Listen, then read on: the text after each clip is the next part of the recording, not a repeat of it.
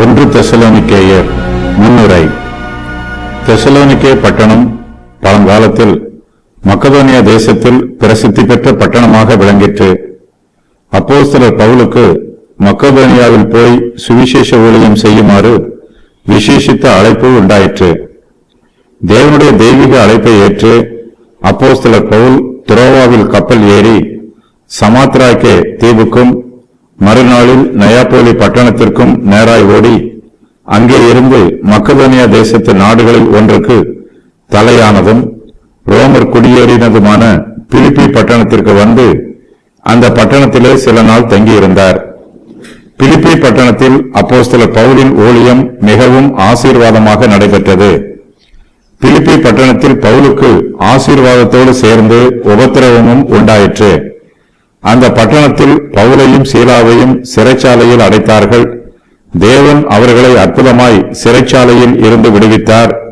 அங்குள்ள சகோதரர்கள் பவுலுக்கு ஆதரவாய் இருந்தார்கள். அதன் பின்பு பவுல் பிலிப்பி பட்டணத்தில் இருந்து மற்ற இடங்களுக்கு ஊழியம் செய்ய புறப்பட்டு போனார். பிலிப்பி பட்டணத்தில் இருந்து அம்பிபோலியா, அப்பல்லோனியா ஆகியவற்றின் வழியாய் பிரயாணம் செய்து பவுலும் அவருடைய உடன் ஊழியரும் தெசலோனிக்கே பட்டணத்திற்கு வந்தார்கள். அப்போஸ்தலர் பவுல் அந்த பட்டணத்தில் ஒரு சபையை ஸ்தாபித்தார்.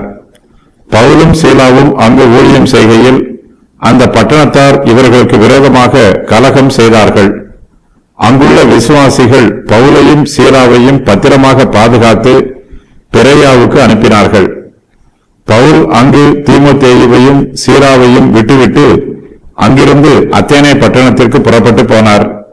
சீலாவும் தீமோத்தேயுவும் அத்தேனே பட்டணத்திற்கு வந்தபோது பவுல் தீமோத்தேயுவை தெசலோனிக்கே பட்டணத்திற்கு அனுப்பினார். அவர்களுடைய சுக செய்தியை விசாரிக்கவும் விசுவாசத்தில் அவர்களை உறுதி பண்ணவும் பவுல் தீமோத்தேயுவை அங்கு அனுப்பினார். பவுல் மறுபடியும் தீமோத்தேயுவை தெசலோனிக்கே பட்டணத்திற்கு அனுப்பினார். இந்த முறை தீமோத்தேயுவோடு கூட சீலாவையும் சேர்த்து அனுப்பினார். அவர்கள் இருவரும் மக்கதோனியா தேசத்தில் உள்ள சபைகளை விசாரிப்பதற்காக புறப்பட்டு போனார்கள். பவுலோ அத்தேனே பட்டணத்தில் தனித்திருந்தார். பவுல் அத்தேனே பட்டணத்தில் இருந்து கொரிந்து பட்டணத்திற்கு பிரயாணம் செய்தார். அங்கே அவர் 1 வருஷமும் 6 மாதமும் தங்கியிருந்து ஊழியம் செய்தார். பவுல் கொரிந்து பட்டணத்தில் தங்கியிருந்த சமயத்தில் தெசலோனிக்கே பட்டணத்தில் உள்ள சபையாருக்கு இந்த நிருபத்தை எழுதினார்.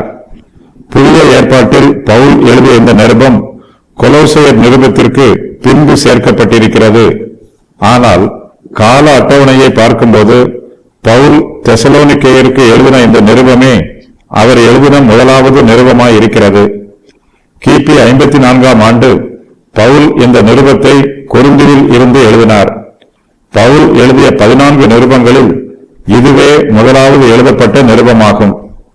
மைய கருத்து: பவுல் ஏற்கனவே புதிய விசுவாசிகளுக்கு உபதேசம் பண்ணியிருந்த அடிப்படை சத்தியங்களை உறுதி பண்ணுகிறார். பரிசுத்தத்தில் தொடர்ந்து நிலைத்திருக்க வேண்டும் என்று புத்தி கூறுகிறார். கிறிஸ்துவுக்குள் ஏற்கனவே நித்திரை அடைந்திருக்கிறவர்களை குறித்து ஆறுதல் கூறுகிறார். இந்த நிருபத்தில் கூறப்பட்டிருக்கும் சத்தியங்கள் சுமார் 1 மாத காலத்தில் உபதேசம் பண்ணப்பட்டவை ஆகும். பவுலின் ஊழியத்தின் மூலமாக ரட்சிக்கப்பட்டவர்கள் பெரும்பாலும் புறஜாதி மார்க்கத்தில் இருந்து வந்தவர்கள். பவுல் எல்லோருக்கும் தேவனுடைய வல்லமையை உபதேசம் பண்ணினார். புதிய விசுவாசிகள் தேவனுடைய வல்லமையை வெளிப்படுத்தினார்கள். இந்த நிருபத்தின் எல்லா அதிகாரத்திலும் கர்த்தருடைய வருகையை பற்றி பவுல் கூறியிருக்கிறார்.